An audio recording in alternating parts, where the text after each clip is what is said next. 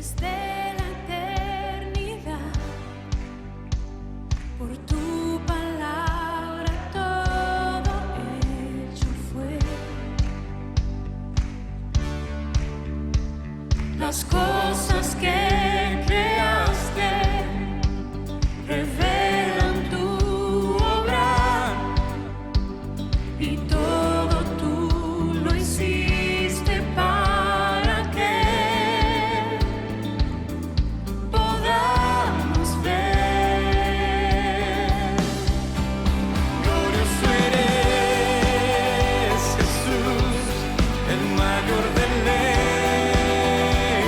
tú, poder inigualable, tu amor no tiene fin, no hay sacrificio igual, viniste a tu vida dar, día y noche nos unimos al canto celestial, glorioso Jesús.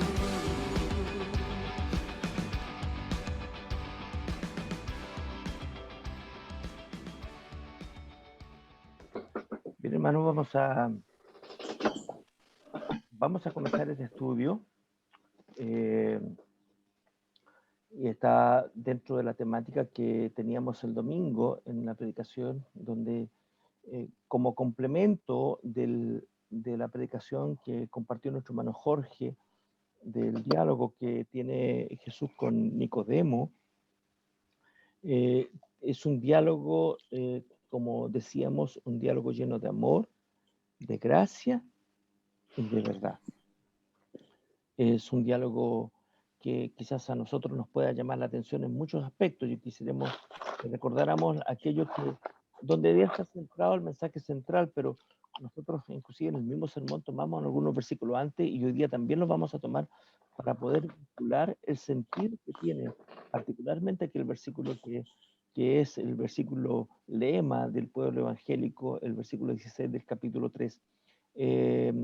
Voy a pedir a alguna hermana o hermano que por favor tenga bien leer este pasaje bíblico, Juan capítulo 3, versículos 16 al 21.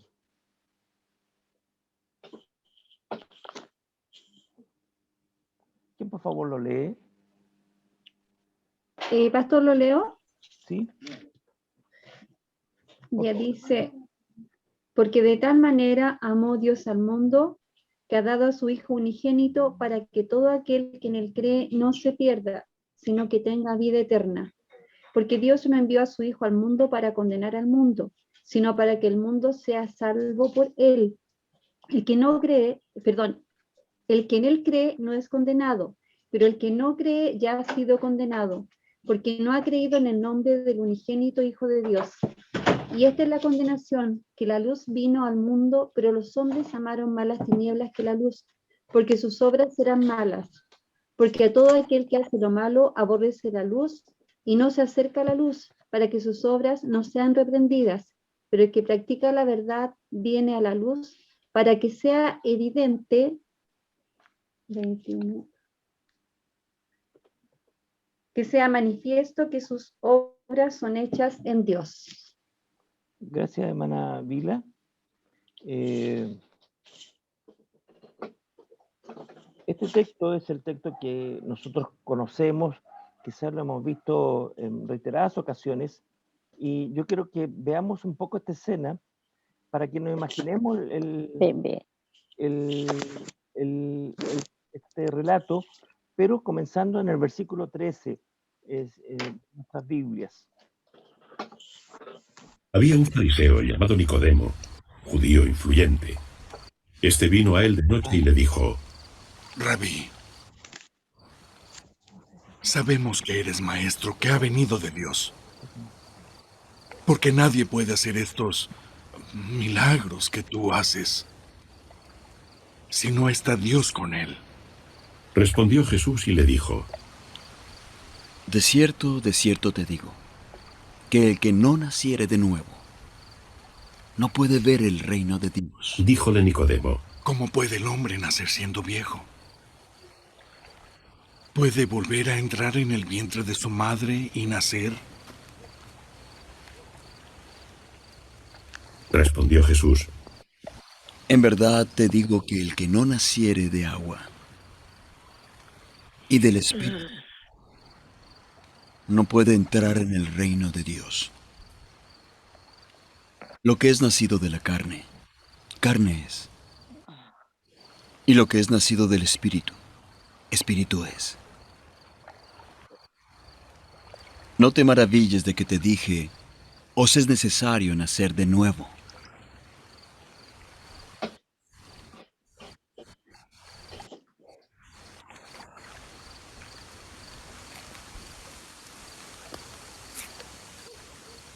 El viento sopla por donde quiere y oyes su sonido, pero no sabes de dónde viene ni a dónde va.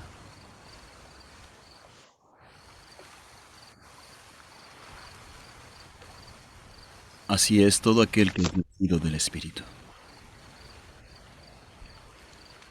¿Cómo puede hacerse esto? Eres tu maestro de Israel y no lo sabes.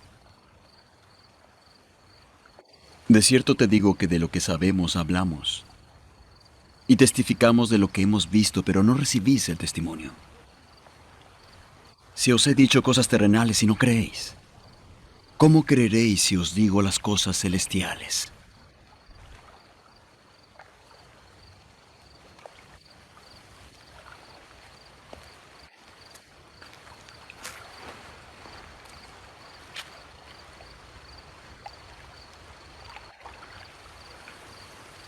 Nadie ha subido al cielo sino el que descendió del cielo,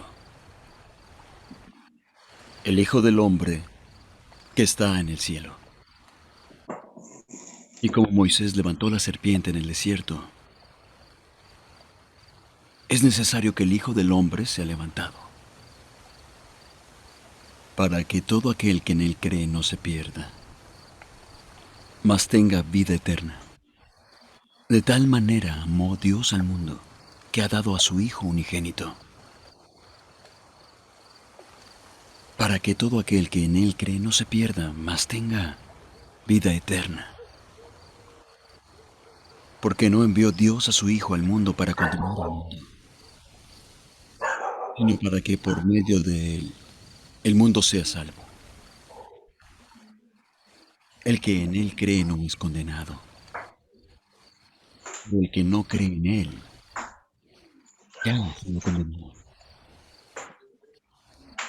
porque no ha creído en el nombre del unigénito Hijo de Dios.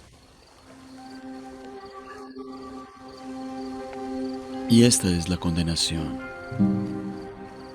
que la luz ha venido al mundo, y éste amó las tinieblas más que la luz, porque sus obras son malas. Pues todo aquel que hace lo malo aborrece la luz, y no viene a la luz para que sus obras no sean reprendidas. Pero el que vive la verdad viene a la luz, para que se ponga de manifiesto que sus obras son hechas en Dios.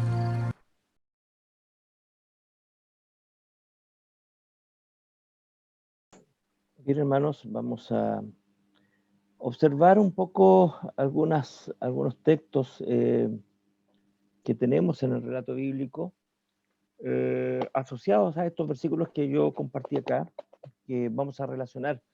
Fíjense que hay frases claves en el relato bíblico del diálogo que tiene Jesús con Nicodemo. Eh, Esto que le dice antes del versículo 13, dice que si no entiende las cosas terrenales, ¿cómo va a entender las cosas celestiales? Nadie eh, ha subido al cielo, en la frase clave ahí. Pero vamos a entender esta parte primeramente que tiene que ver con el verbo hecho carne, con el Hijo de Dios que viene a morir por nosotros en la cruz. Y yo les voy a pedir que relacionemos estos versículos, ¿ya? estos versículos que tenemos acá, los relacionemos. ¿Y cómo vemos estos tres versículos? ¿Cómo vemos estos tres versículos en el relato bíblico que tiene inicialmente Nicodemo, o sea, Jesús con Nicodemo, cuando le dice el versículo 13 particularmente, nadie subió al cielo, sino que el que descendió del cielo, que es el Hijo del Hombre. ¿Cómo relacionamos este versículo que está en el diálogo de Jesús con Nicodemo con estos dos versículos? Con el versículo 18, un versículo que compartió nuestro hermano Sebastián Leiva en su predicación cuando comenzamos la serie, y este versículo 9 del capítulo 14 de este diálogo que tiene Jesús con sus discípulos y donde interviene Felipe posteriormente. Dejo abierto esta pregunta. ¿Cómo relacionamos este versículo con estos otros dos versículos que tenemos acá? ¿Qué sentido tiene con el plan redentor de Dios? Dejo abierto la pregunta. Ahí están los versículos. Claramente dice que nadie subió al cielo, sino que el que descendió del cielo. ¿Ya? Y acá, y que es el Hijo del Hombre, ¿verdad o no? Y después dice, a Dios nadie le vio jamás. Quien le ha dado a conocer es el Hijo unigénito. De eso dice la introducción del Evangelio, que está en el seno del Padre, y esto está dentro del contexto del capítulo, todo el capítulo 1, cuando dice en el principio era el verbo, y el verbo era con Dios, y el verbo era Dios. Y esto que está acá. ¿Qué nos dice esta cómo vemos esto dentro del plan redentor de Dios? Dejo abierto la pregunta. ¿Qué quiere decir que nadie subió sabemos que nadie subió al cielo, sino que el que descendió del cielo? ¿Qué quiere decir eso? ¿Qué sentido tiene esta parte cuando le dice Jesús a Nicodemo con la introducción que tenemos en el capítulo 1 de Juan? ¿Pastor? Pastor, ¿Sí? perdón. Hable nomás. Habla nomás, hermana Vila. Yo, ya. Nosotros estábamos conversando acá con José de este versículo y ahí vemos la eternidad de Jesús, porque ya estaba en el seno del Padre antes de venir acá a estar con nosotros. Ya. Y que a través de Jesús se logra el conocimiento del Padre, porque a Dios nadie lo ve. Sí, habla. Ya. Pastor, yo siempre he visto ese versículo, dice, porque si nosotros colocamos atención, dice, a Dios nadie lo ha visto jamás, ningún ser humano. Eso lo confirmamos, ¿cierto? Cuando Moisés lo quiso ver, dijo que solamente lo viera y le viera la espalda, ¿cierto? Porque si no iba a morir. Entonces, ¿con quién estuvo Adán en el paraíso? ¿Con quién hablaba? Ya. Entonces, ¿qué es lo que está relacionando ahí? De que Jesucristo siempre ha existido. Y siempre, como dice, nosotros lo vemos porque decimos, el Hijo lo ha dado a conocer. Claro, nosotros siempre, o al menos yo siempre consideraba que Jesús vino a la tierra a dar a conocer cierto al Padre. Pero de acuerdo a ese versículo que ha sido que él, Jesús, desde la fundación del mundo, él siempre ha dado a conocer al Padre. Ha sido la cara visible del Padre. Sí. Bueno, tenemos todos los aspectos que encontramos en el libro de Génesis también, cuando dice, ¿no es cierto?, en los textos bíblicos, cuando se presenta tanto a Abraham o otros, ¿no es cierto?, el ángel de Jehová, ¿no es cierto?, es la manifestación de la segunda persona de la Trinidad, cuando se presenta delante de aquellos para revelarse en algunas personas que Dios llama. Hay un aspecto aquí que manifestó también nuestro hermano José cuando dice a Dios nadie le vio jamás, ¿ya? También en lo que tiene que ver, ¿no es cierto?, que está la eternidad de Cristo, la preexistencia de Cristo, que está en el seno del Padre, y que como dijo nuestra hermana Vila, el texto bíblico, que a través de Jesucristo podemos conocer a Dios en el diálogo que tiene Jesús con los discípulos, y particularmente en la pregunta que le hace, o la demanda que le hace Felipe, ¿ya? ¿Quién más iba a opinar? Yo, pastor. Sí. Bueno, es que, claro, ahí está, considero que es como muy explícito al juntar los dos versículos, cuando dice a Dios nadie lo vio jamás, quien lo ha dado a conocer es el Hijo unigénito. Entonces, Cristo, Jesús nos ha presentado a Dios como es, po, ya que nosotros no lo podemos ver.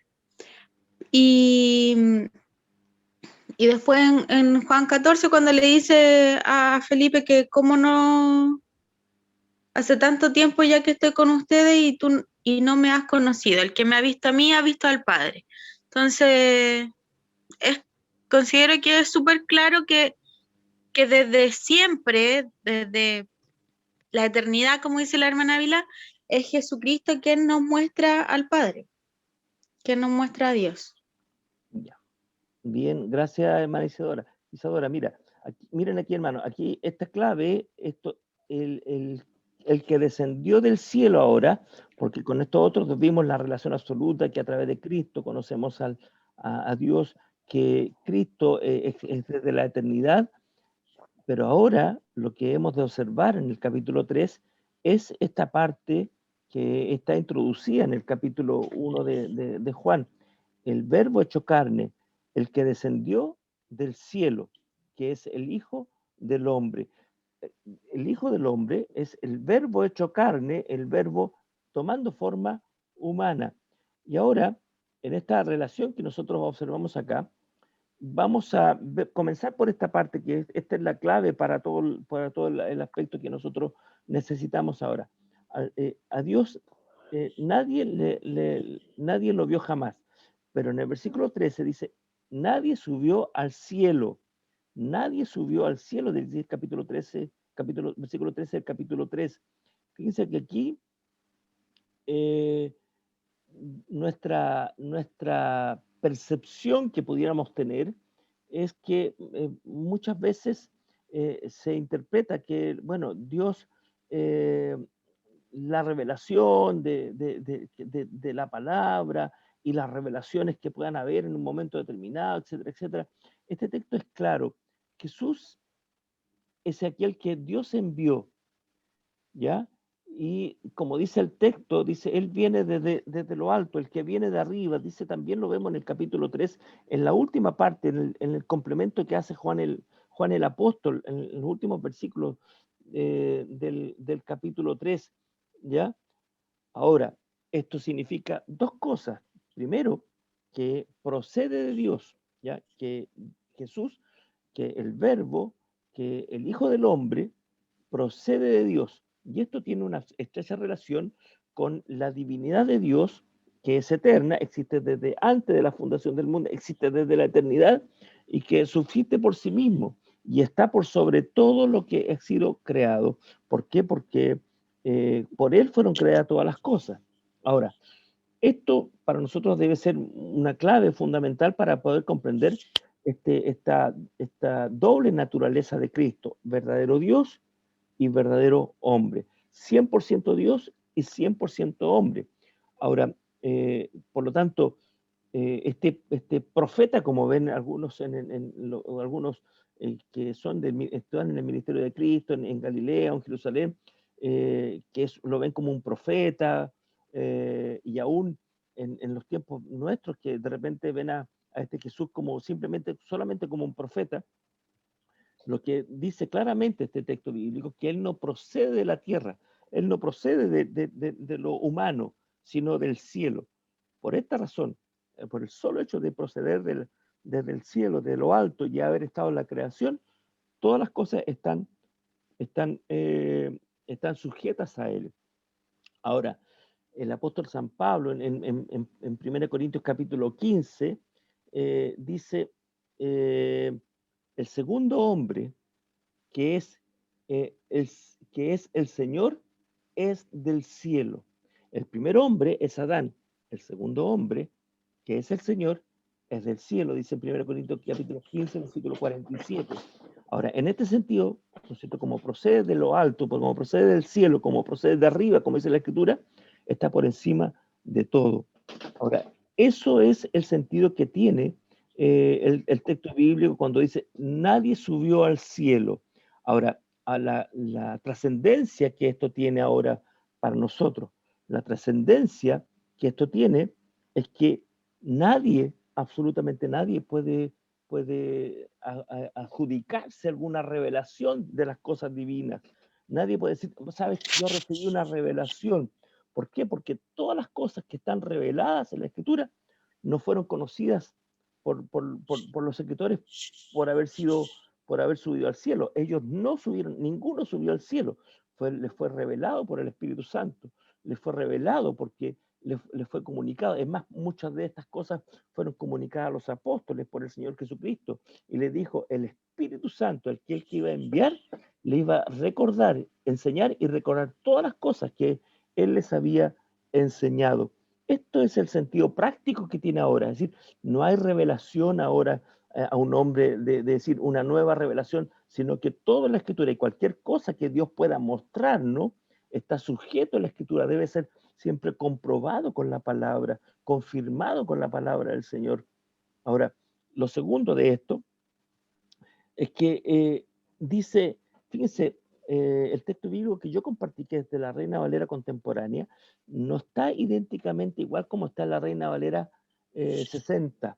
Yo les voy a invitar que alguien lea este mismo versículo en la Reina Valera 60. El Hijo del Hombre está en el cielo. En la Reina Valera contemporánea no sale así. El texto en la Reina Valera 60, por favor. Sí. 3:13, ya aquí. Nadie subió al cielo sino el que descendió del cielo, el Hijo del Hombre que está en el cielo. Ya.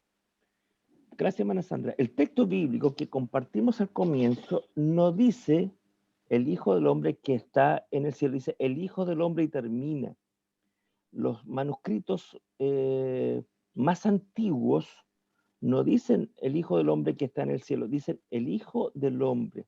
Y todas las versiones que posteriormente han sido traducidas después de la Reina Valera 60, no estamos diciendo que la Reina Valera 60 tenga un error, porque están con... A ver, voy a explicar un poquito. La Reina Valera 60 es una versión que se hizo en base a los manuscritos más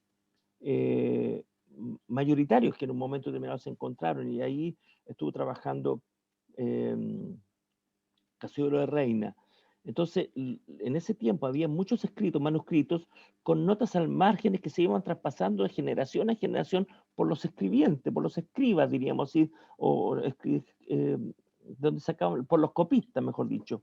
Entonces, alguien puso una nota, como quizás muchas veces nosotros ponemos en el margen de nuestra Biblia, una nota adicional, ¿no es cierto? El Hijo del Hombre que está en el cielo, en el contexto de la Escritura. Ahora, la verdad es que esa parte, ya final de este versículo, no está en la Reina Valera, digamos, contemporánea, la Reina Valera 95, no figura en los manuscritos más antiguos o más seguros que se han confirmado ahora. Pero el testimonio de esta frase deja absolutamente claro de que también es una verdad que está en la Escritura. ¿Por qué? Porque el Hijo del Hombre, el Verbo hecho carne, ¿ya? Está en el cielo, aún estando en la tierra. A esto se le llama, dentro de la teología, la inmanencia de la segunda persona de la deidad es una realidad, ¿ya? Esta inmanencia quiere decir de que él está en la tierra en su naturaleza humana, pero también está en su naturaleza divina, está en el cielo, porque él está en todas partes. Es verdadero Dios y verdadero hombre, ¿ya?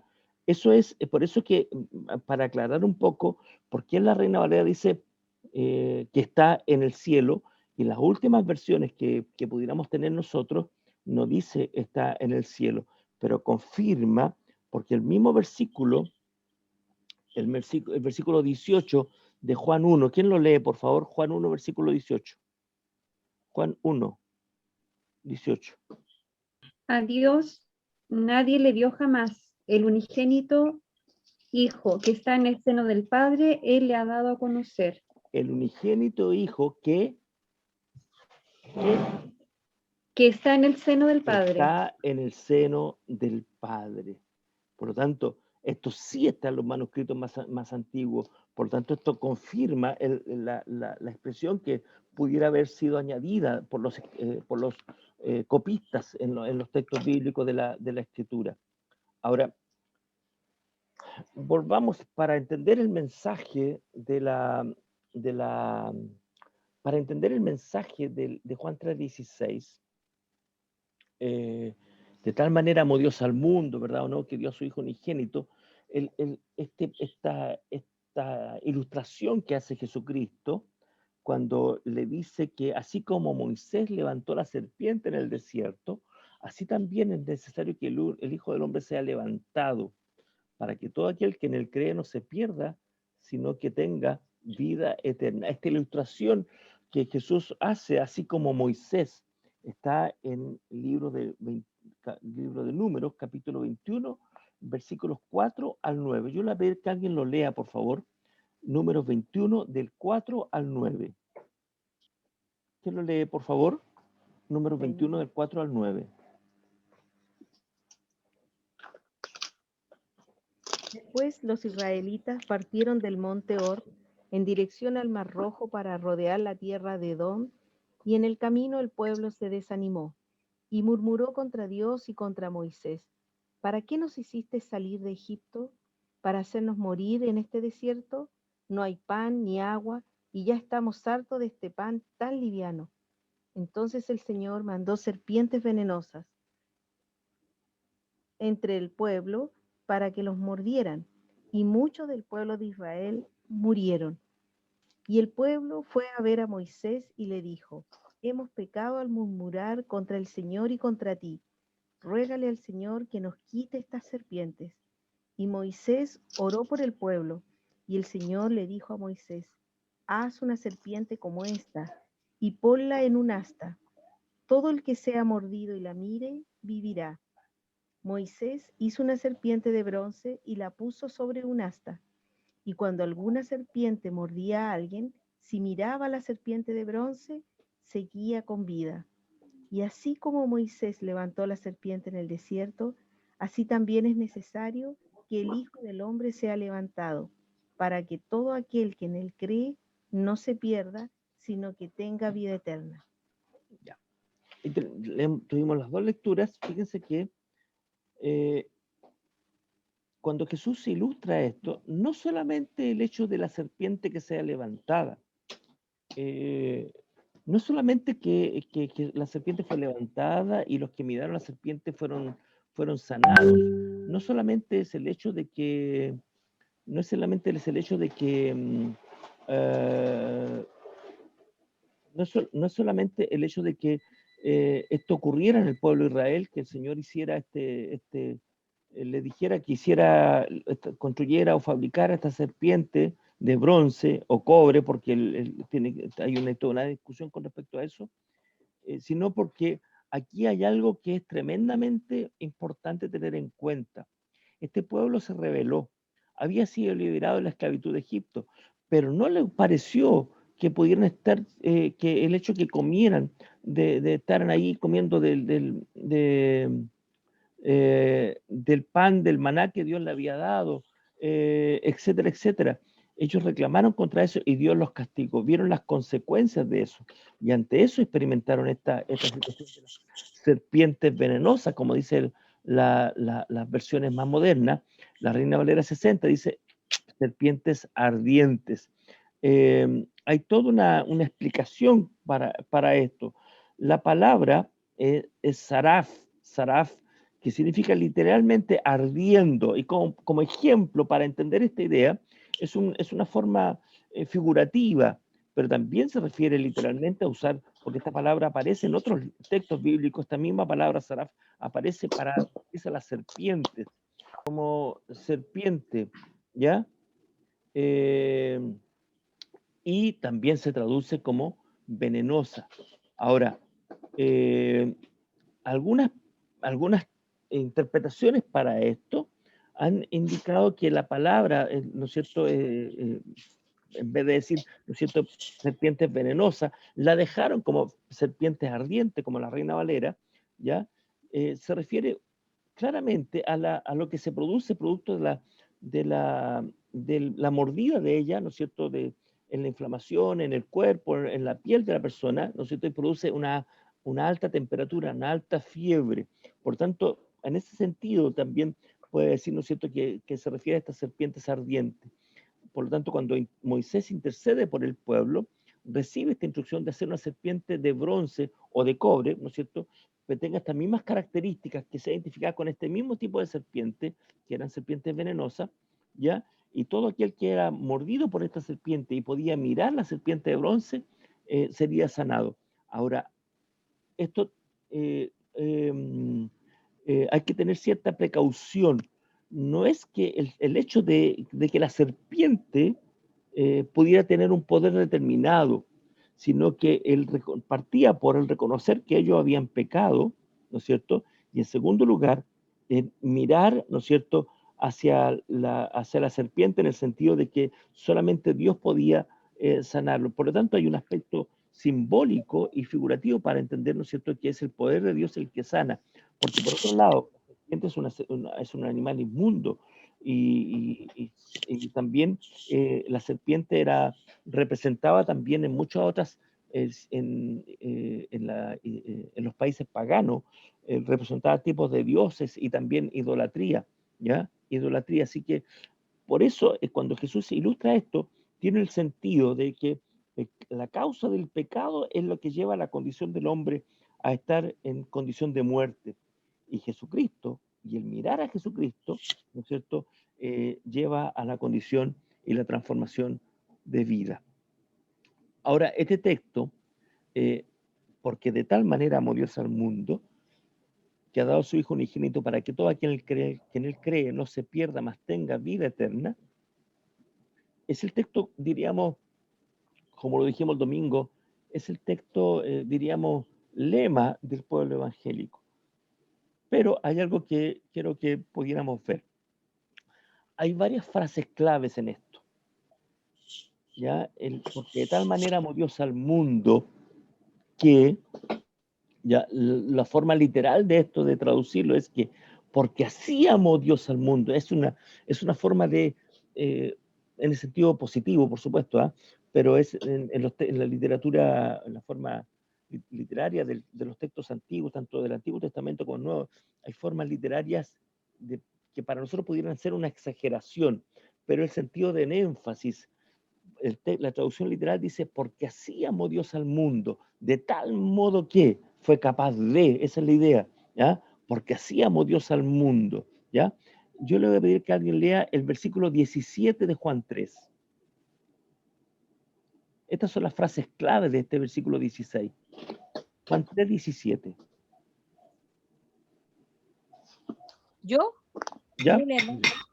Porque no envió Dios a su Hijo al mundo para condenar al mundo, sino para que el mundo sea salvo por él. Fíjese, Dios no envió a Dios al mundo, a Jesús, para condenar el mundo. Y eso está es para decir que Dios amó al mundo y que fue tan grande su amor que envió a su Hijo. Y esta es la segunda frase clave. Al Hijo, al único, entregó, al único Hijo dio. Fíjese que aquí está separado porque el texto literal dice al Hijo, al único dio. ¿Ya? Juan capítulo 4, primera de Juan capítulo 4, versículo 9. Estas frases son claves en el Evangelio. ¿Lo leo, pastor? Por favor, hermana Vila. En esto se mostró el amor de Dios para con nosotros, en que Dios envió a su Hijo unigénito al mundo para que vivamos por él. Dios envió al Hijo unigénito, es decir, al único Hijo, Hijo que a su tenía. único Hijo, ¿ya?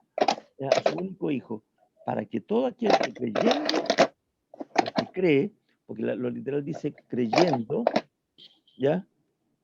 Lo literal dice creyendo, ¿ya? Es un presente continuo, no es un cree, ¿no es cierto? Sino que, porque cree pareciera que fuera que yo lo creí ya y ahí soy salvo. No, el que permanece en la fe creyendo en él, esté creyendo en él, sea salvo, ¿verdad o no?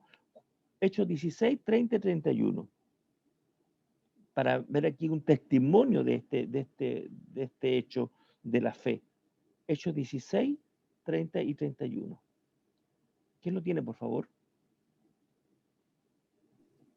Leo, pastor. ¿Ya? Dice, y sacándolos, les dijo, señores, ¿qué debo hacer para ser salvo? Ellos dijeron, cree en el Señor Jesucristo y serás salvo tú y tu casa. ¿Ven? O sea, de tal manera, así amó Dios al mundo, de tal modo que dio a su único Hijo, para que todo aquel que esté creyendo en él, ¿no es cierto? Y aquí está el hecho, el carcelero de Filipo, ¿no es cierto? ¿Qué tengo que hacer para ser salvo? Cree en el Señor Jesucristo. Eso es todo.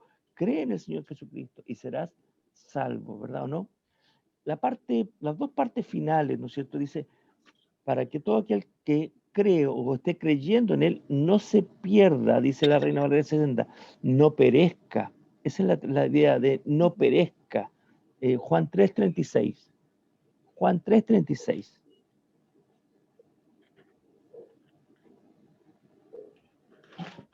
Andrés 36. El que cree en el Hijo tiene vida eterna, pero el que rehúsa creer en el Hijo no verá la vida, sino que la ira de Dios está sobre él.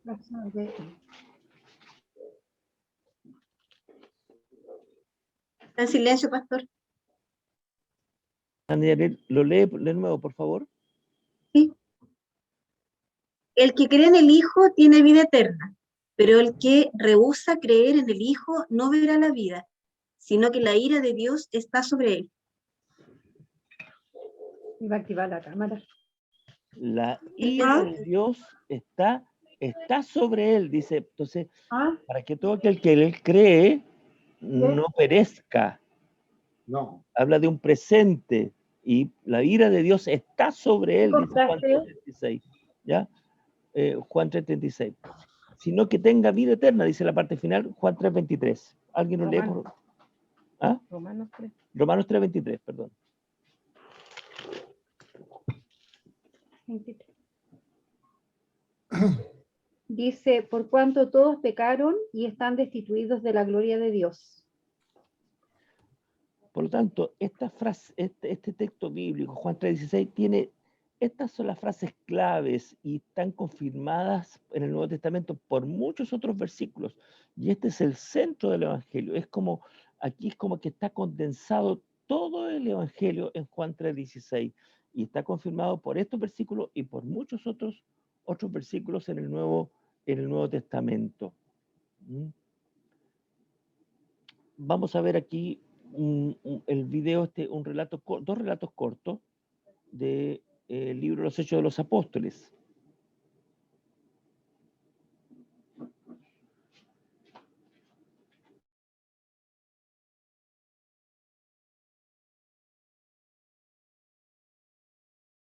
El sábado salimos a las afueras de la ciudad y fuimos por la orilla del río, donde esperábamos encontrar un lugar de oración. Nos sentamos y nos pusimos a conversar con las mujeres que se habían reunido. Una de ellas, que se llamaba Lidia, adoraba a Dios, era de la ciudad de Tiatira y vendía telas de púrpura. Mientras escuchaba, el Señor le abrió el corazón para que respondiera al mensaje de Pablo. Cuando fue bautizada con su familia, nos hizo la siguiente invitación. Si me consideran creyente en el Señor, Ella dijo, hospédense en mi casa.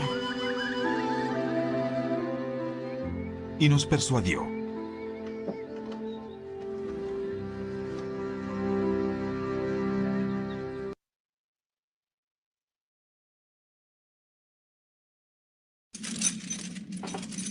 Al recibir tal orden, éste los metió en el calabozo interior y les sujetó los pies en el cepo.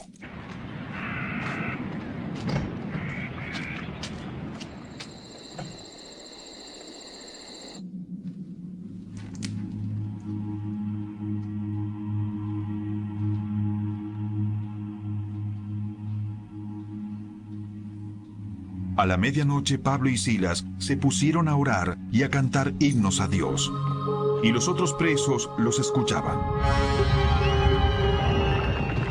De pronto se produjo un terremoto tan fuerte que la cárcel se estremeció hasta sus cimientos. Al instante se abrieron todas las puertas y a los presos se les soltaron las cadenas. El carcelero despertó. Y al ver las puertas de la cárcel de par en par, sacó la espada y estuvo a punto de matarse porque pensaba que los presos se habían escapado.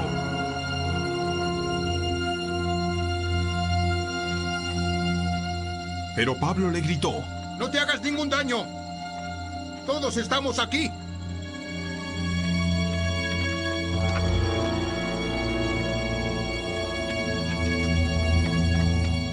El carcelero pidió luz, entró precipitadamente y se echó temblando a los pies de Pablo y de Silas.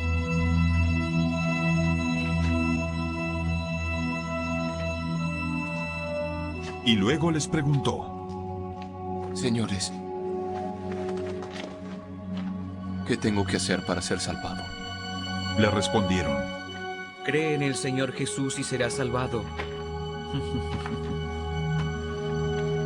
Tú y tu familia serán salvos. Luego les expusieron la palabra de Dios a él y a todos los demás que estaban en su casa. A esas horas de la noche, el carcelero se los llevó y les lavó las heridas. Enseguida fueron bautizados él y toda su familia. El carcelero los llevó a su casa, les sirvió comida y se alegró mucho junto con toda su familia por haber creído en Dios.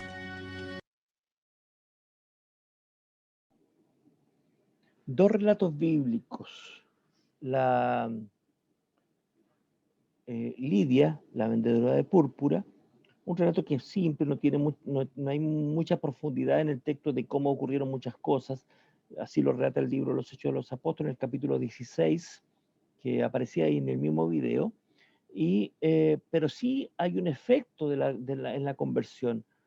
Hay una transformación. Si usted dice, si yo soy digna, si ustedes creen que yo soy cristiana, me he convertido al Evangelio, acéptenme la invitación y quédense hoy día en mi casa. Hay una transformación, hay un cambio de vida, hay una nueva creación. Esto confirma todo lo que es verdaderamente la nueva vida en Cristo.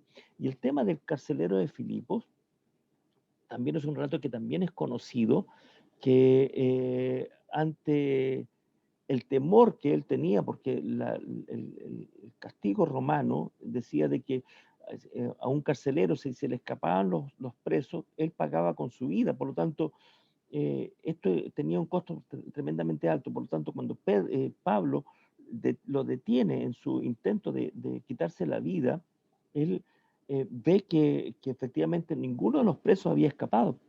Y él ahí, entendiendo de que había ocurrido algo, que ellos estos no eran cualquier personas, Pablo y Timoteo no eran cualquier persona, por lo tanto, él les pregunta, y no hay más relatos, pueden haber muchos, quizás otro diálogo tiene que haber habido, pero ¿qué tengo que hacer para ser salvo? Le pregunta. ¿Qué tengo que hacer? Y él le dijo, cree en el Señor Jesucristo y serás salvo. Serás salvo tú y tu casa. El Evangelio llegará a tu hogar, le dice. Por tanto, aquí hay una transformación también porque los lleva a su casa, les cura las heridas, hay un efecto de una transformación que es totalmente distinto a lo que había ocurrido antes con ellos cuando fueron arrestados y llevados a la cárcel, que habían sido azotados, ya les cura las heridas, ya, ¿no es cierto? Y los atiende, y ahí todos, en producto de lo más probable es que la predicación del Evangelio, todos creyeron en él y todos los que estaban en su casa, dice el texto bíblico, que fueron bautizados. Ahora, eso es fundamental para entender ahora cuál es la diferencia entre el estar en Cristo y el no tener a Cristo en el corazón. Yo les voy a pedir que por favor leamos Romanos capítulo 1, versículos 18 hasta el 32. Porque, si bien es cierto, esto podía haber sido al comienzo, como un aspecto introductorio, pero yo lo quise dejar al final porque en realidad es algo que está vigente todavía en la sociedad, en el mundo, ¿ya? El Romanos 6:23 dice, la paga del pecado es muerte, pero la dádiva de Dios es vida eterna en Cristo Jesús, nuestro Señor. ¿Quién lee Romanos 1 del 18 hasta el 32? Por favor. Leo. ¿Ya? 18 al 32. Porque la ira de Dios se revela desde el cielo contra toda impiedad e injusticia de los hombres que detienen con injusticia la verdad. Porque lo que de Dios se conoce le es manifiesto, pues Dios se lo manifestó. Porque las cosas invisibles de Él, su eterno poder y deidad, se hacen claramente visibles desde la creación del mundo, siendo entendidas por medio de las cosas hechas, de modo que no tienen excusa. Pues habiendo conocido a Dios, no le glorificaron como a Dios, ni le dieron gracias, sino que se envanecieron en su razonamiento, y su necio corazón fue entenebrecido.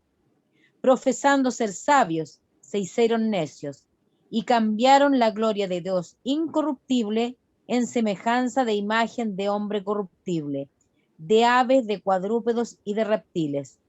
Por lo cual también Dios los entregó a la inmundicia en las concupiscencias de sus corazones, de modo que deshonraron entre sí sus propios cuerpos, ya que cambiaron la verdad de Dios por la mentira, honrando y dando culto a las criaturas antes que al Creador, el cual es bendito por los siglos. Amén.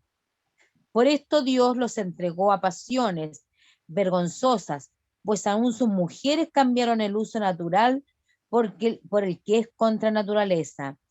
Y de igual modo también los hombres, dejando el uso natural de la mujer, se encendieron en su lascivia unos con otros, cometiendo hechos vergonzosos, hombres con hombres, y recibiendo en sí mismo la retribución debida a su extravío. Y como ellos no aprobaron tener en cuenta a Dios, Dios les entregó a una mente reprobada para hacer cosas que no convienen, estando atestados de toda injusticia, fornicación, perversidad, avaricia, maldad, llenos de envidia, homicidios, contiendas, engaños y malignidades, murmuradores, detractores, aborrecedores de Dios, injuriosos, soberbios, altivos, inventores de males, desobedientes a los padres, necios, desleales, sin afecto natural, implacables, sin misericordia, quienes habiendo entendido el juicio de Dios, que los que practican tales cosas son dignos de muerte, no solo las hacen, sino que también se complacen con los que las practican. Esta es la realidad del hombre sin Cristo. Y este es el origen de la condición del hombre sin Cristo. Este relato bíblico es clarísimo. Y aquí tenemos el pecado del hombre y la respuesta de Dios, la reacción de Dios y cómo Dios hace posteriormente. Por favor, alguien lea el versículo 23 y el 24 juntos. Y cambiaron la gloria del Dios incorruptible en semejanza de imagen de hombre corruptible, de aves, de cuadrúpedos y de reptiles. Por lo cual también Dios los entregó a la inmundicia en las concupiscencias de sus corazones, de modo que deshonraron entre sí sus propios cuerpos. Vemos ahí un aspecto propio de la idolatría y cómo Dios lo que hace, Dios los entregó a esto, Dios los dejó y los entregó a su propio pecado, a su propia condición. ¿Ya? Versículos 25 y 26.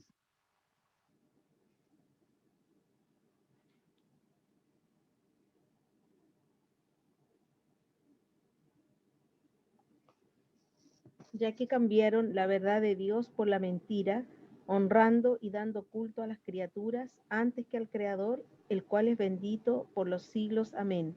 Por esto Dios los entregó a pasiones vergonzosas, pues aun sus mujeres cambiaron el uso natural por el que es contra naturaleza. Y ahí podemos agregar el mismo 27. Aquí concluye todo el aspecto de la condición del hombre separado de Dios. Ahora, los versículos 28 al 31, aquí nos permiten, digamos, entender un poco que no solamente estas cosas que son tremendamente grotescas, la inmoralidad y todo lo que observamos en estos versículos 25, 26 y 27, sino que lo que ocurre también en todos los aspectos propios de la naturaleza humana, como conductas, como actitudes, como forma de vida. Alguien lee los versículos 28 al 31, por favor. Y como ellos no aprobaron tener en cuenta a Dios, Dios los entregó a una mente reprobada para hacer cosas que no convienen, estando atestados de toda injusticia, fornicación, perversidad, avaricia, maldad, llenos de envidia, homicidios, contiendas, engaños y malignidades, murmuradores, detractores, aborrecedores de Dios, injuriosos, soberbios, altivos, inventores de males, desobedientes a los padres, necios, desleales, sin afecto natural, implacables, sin misericordia. Fíjense que aquí dice, no quisieron tomar en cuenta a Dios, no consideraron a Dios. O sea, dijeron, Dios no forma parte de nosotros. Dios, no queremos que Dios tome nuestra vida ni se meta en nuestra vida. Por tanto, Dios los deja a la deriva en ese aspecto para que decir, bueno, ahí están las consecuencias. Y todo lo que tenemos ahí en el versículo 28 y 31 son conductas naturales en la sociedad, en el hombre, quizás en nosotros mismos también, que es consecuencia del pecado, nuestro propio pecado. Entonces, ante eso, concluye el apóstol Pablo con algo que es tremendamente fuerte. Él cierra este trozo de la introducción a lo que viene como evangelio en la carta del apóstol Pablo a los Romanos, en el versículo 32. ¿Alguien lo lee, por favor?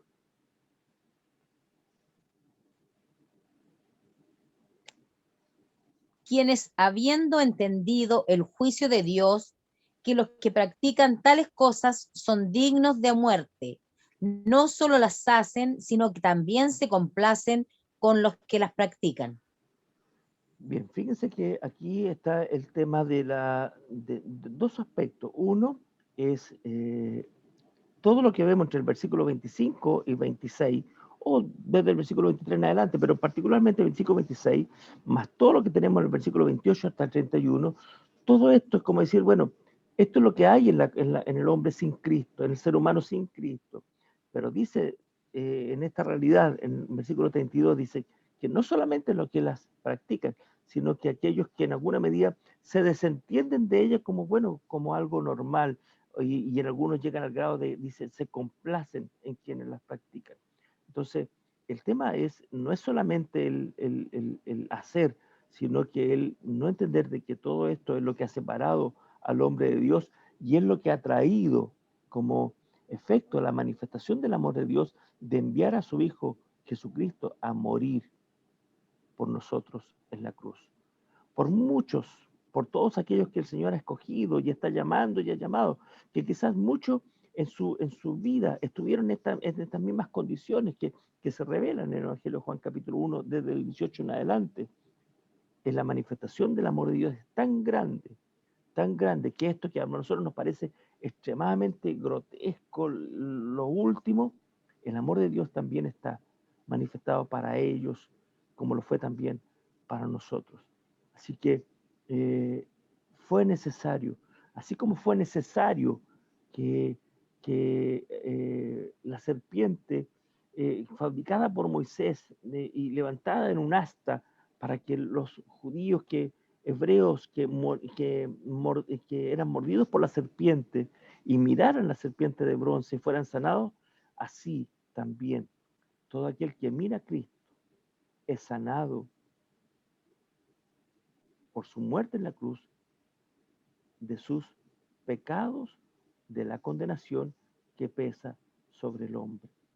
Esa condenación que pesaba sobre nosotros es la condenación de la cual hemos sido liberados en Cristo, mis hermanos. Así que el recordar este texto bíblico, que es un texto clásico, nos lleva a considerar todo el Evangelio, y no solamente todo el Evangelio, toda la Escritura, ¿no es cierto?, en el plan redentor del Señor.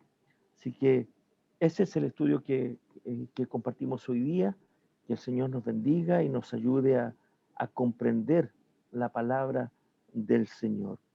¿Alguien quiere hacer algún comentario, alguna observación adicional o alguna pregunta en base a lo que nosotros hoy día hemos compartido?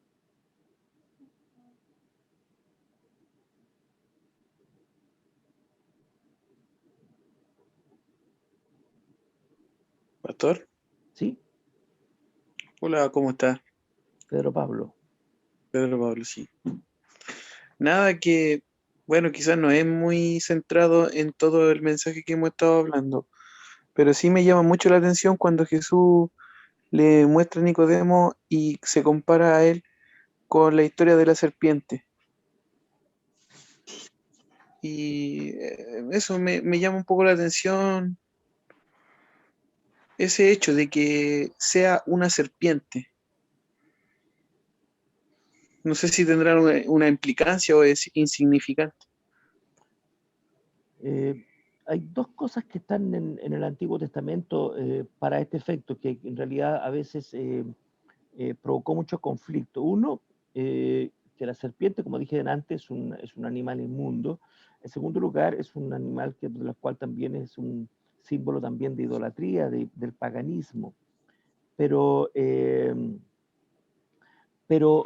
la respuesta un poco a esto, a esta inquietud que se produce, es que así como por la serpiente fueron mordidos, ¿no es cierto?, que fue consecuencia de su desobediencia, de su rebeldía, ¿no es cierto?, Dios le dice a Moisés que haga una misma serpiente para que tengan presente que una serpiente por su rebeldía los mordió, ¿no es cierto?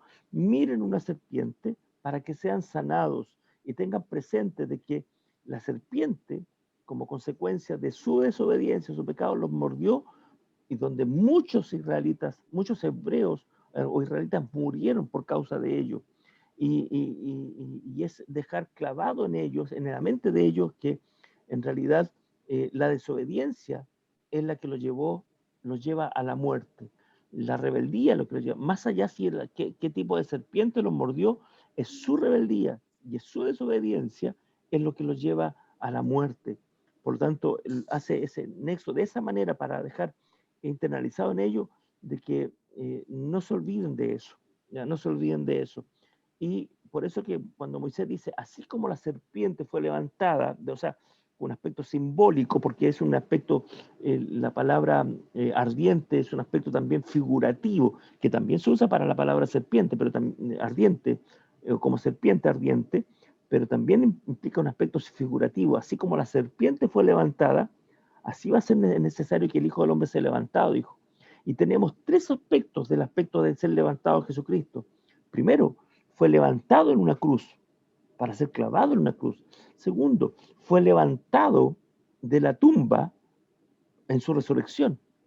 Y tercero, también podemos decir, fue levantado y alzado al cielo, ascendió al cielo, a la presencia de Dios, y está sentado a la diestra de Dios para cumplir el propósito de Dios, que es en nuestra redención, donde asegura en Hechos capítulo 1 después, que así como le habéis visto ir al cielo, volverá también al cielo. Hay un aspecto netamente ilustrativo. Por eso dijimos delante que el texto de Juan 3:13 es una ilustración nomás.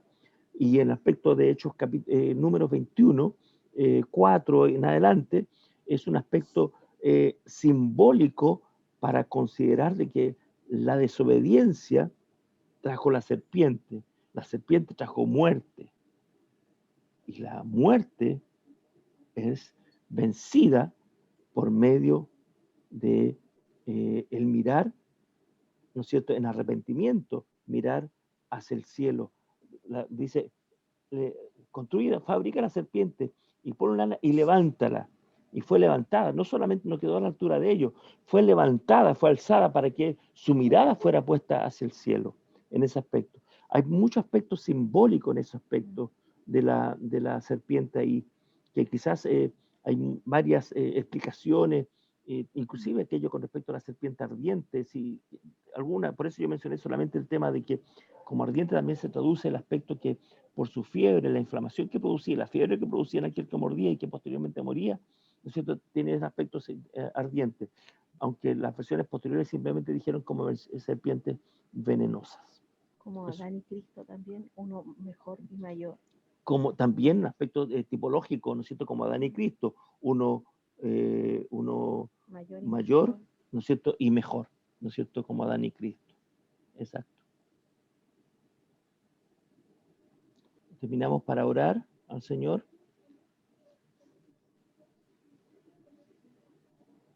Voy a pedir a mi hermano Patricio Almarza que nos dirija en oración para dar término a este estudio bíblico de hoy. En fin, bueno, oremos, hermanos. Qué bueno verlos. Padre Celestial, nosotros invocamos su nombre esta tarde para agradecer, Señor, su palabra, el estudio que se ha hecho, para que, especialmente porque nos reafirma, nos recicla, nos reconstruye, nos hace ver que no debemos desconectarnos, Señor, de su palabra ni de su presencia diaria, pidiendo su compañía para todos los presentes y también para los ausentes. Fortaleza, Señor, para enfrentar cada día y agradecer, Señor, también su misericordia y su provisión de vida y de sostén. No olvidándonos de tantas personas y amigos y hermanos que están pasando también por sufrimiento y por dolores. Damos gracias, Señor, por este estudio. Ponemos en sus manos la vida de nuestro pastor y su esposa y su familia y de todos nuestros hermanos presentes y también ausentes. Por los méritos de Cristo lo pedimos. Amén. Amén. De la tierra viniste a respirar y con el quebrantado habitar. Tú fuiste rechazado, te hiciste mal.